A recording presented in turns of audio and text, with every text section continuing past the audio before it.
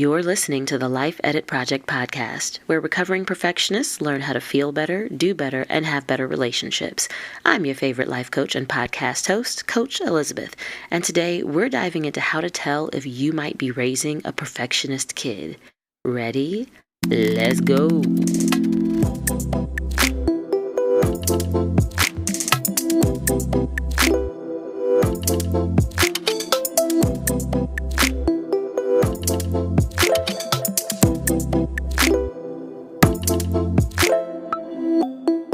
Good day, good people. Welcome to episode 106 of the Life Edit Project podcast. If you've caught the last few episodes, you may have noticed that I've been thinking a lot about the intersection of perfectionism and parenting. And that's partly because parenting was really the thing that pushed me over the edge in my own perfectionism journey. And I know that so many other parents, moms especially, have some of the same struggles. So this is a really important conversation. But the other thing I realized when I started thinking about my own journey is that I started down this path when I was a kid. As a matter of fact, way back on episode 1 of this show, all the way at the beginning, I talked about how it was my chronic overachieving as a child that laid the groundwork for what would become full-blown perfectionism in adulthood.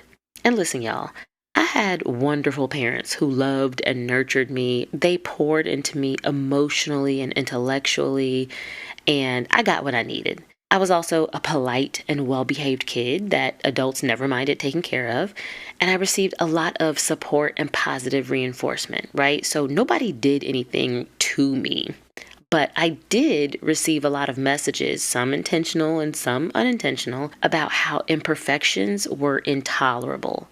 Now, if you carry that forward 20 years, you end up with an adult that is so practiced at winning that they don't know how to cope with any type of failure.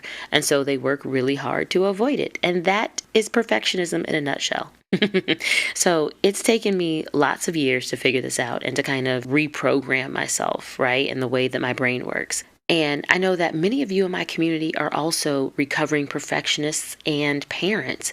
And you might be wondering how you can help save your own kid from having to face some of the same challenges that we've had. And so that's what we're going to talk about today. We're going to start where a lot of the tips that I share on this podcast start. We're starting with awareness. Notice what's happening in front of your face. Pay attention to your kid and look out for the signs that they might be developing a perfectionist mindset.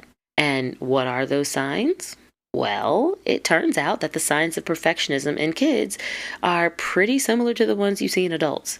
But where adults can be really sophisticated and nuanced, kids are a bit less polished in how they present. The younger they are, the less capable they are of hiding their perfectionism behind something else the way us adults do. So today I'm going to give you a quick list of things that you can be on the lookout for to catch that perfectionism early so that you can nip it in the bud.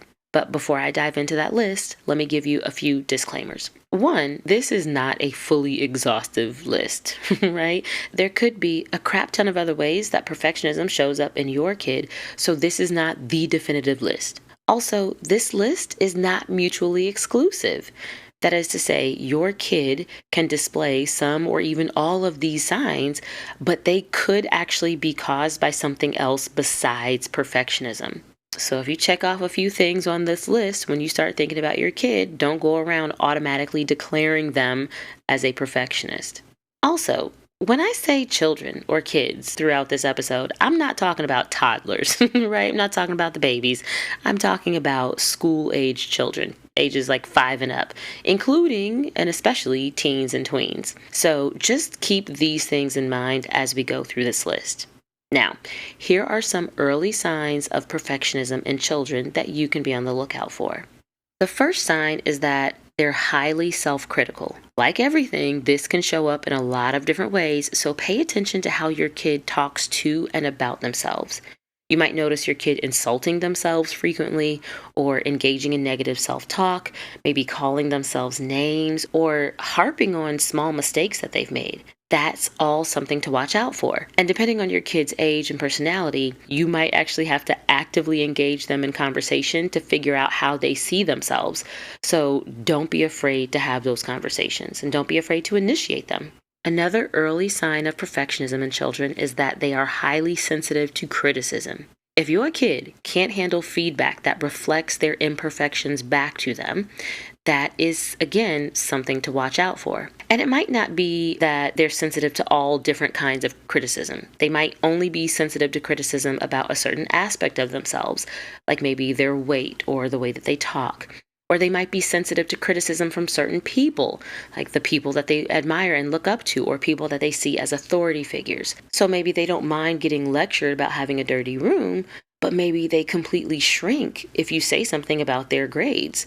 Or maybe they shut down questions about their hobbies because even sincere questions make them feel really embarrassed and ashamed, right? So that is something to look out for. A third sign to look for is an extreme fear of failure. Now, we know what this looks like in adults, right? Well, it's the same for kids. An extreme fear of failure can look like procrastinating until you create a crisis situation. It might look like over planning, avoiding trying new things, or even just being very secretive with the things that they're already into. And a lot of these behaviors are rooted in a fear of trying and failing, especially in a way that other people can see. And that right there, that is a type of perfectionism, and that's why it's on the list. A fourth sign to look out for that might indicate perfectionism in your child is that they have problems making age-appropriate decisions. One of my telltale signs of being stuck in perfectionism was indecision. And we might not think that kids have a lot of decisions to make, but they do. And when a kid displays consistent indecision when faced with everyday choices that most kids their age can handle without much drama, that's something to watch and something to pay attention to. If your kid is struggling with this, they might be asking your opinion on every little thing they do, or they might be changing their minds about something every 2 seconds. They might not know how they feel about something until they talk to their friends first.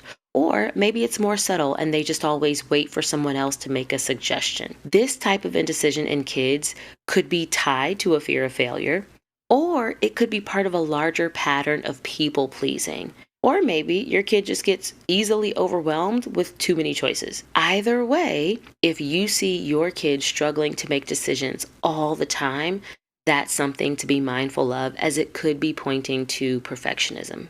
The fifth sign I'm going to share with you today is that your kid is easily frustrated. Now, this one can be hard to catch because it's easy to mislabel this and misattribute this to something else. A kid that gets easily frustrated might be perceived as having behavior problems or a bad temper. You might think that their frustration is pointed at the people around them because they're always acting out, but in actuality, it might be more internally oriented. Kids, they're not that old, right? They haven't been around for very long, so they don't have a lot of experience or skill. They're beginners at a lot of things, and they have to learn a lot of things from scratch. And learning is messy by nature. But if a kid can't tolerate being a mess while they're in the process of learning, they're going to end up feeling frustrated a lot at themselves or at their teachers, at the sports that they're playing, at the books that they're reading, at their friends, at you even. And it might not just be because they have big feelings. It might be because they have a low tolerance for imperfection. And again, that right there is something to watch. So those are the 5 early signs that might help you spot the beginnings of a perfectionist mindset in your kid. And to run through them again, they're highly self-critical, highly sensitive to criticism, they have an extreme fear of failure, they have problems making age-appropriate decisions, and they are easily frustrated. And all of this is happening consistently. Now, you've heard this list, and I can hear you asking, Coach Elizabeth, what do I do if I think I'm raising a perfectionist kid? I've got the answer. Ready? Lean in. You parent them. You're the parent and you can handle this. Perfectionism, it's not a diagnosis, right? It's just a mindset. And it's a mindset that's based on the underlying belief that perfect is better than imperfect. And so the solution is to offer your kids something else to believe. New ways to think about learning and mistakes and feelings and making decisions. You get to offer them a series of alternative thoughts that allow them to believe that imperfection doesn't have to signal inferiority. You get to help them learn to work with their imperfections instead of obsessing over how to avoid them. And as a parent, you're one of the main people that can sow seeds to help your kid cultivate a new mindset. And with a bit of intentionality and a willingness to challenge your own desire to be a perfect parent raising a perfect kid, you can set your kid on a path that doesn't lead to maladaptive perfectionism as an adult. But now I hear you. If you don't want to do this on your own, or let's say you just want to give your kid an even better chance of not being a perfectionist, I got you, boo. I'm here to help with my one-on-one coaching. Visit the link that's in the show notes to book a call with me, and let's break the cycle of perfectionism, starting with your family. All right, folks, that's all I got for you today. I will be back in your ears next week with another juicy episode. In the meantime, go show your kid how awesome imperfections can be. Peace.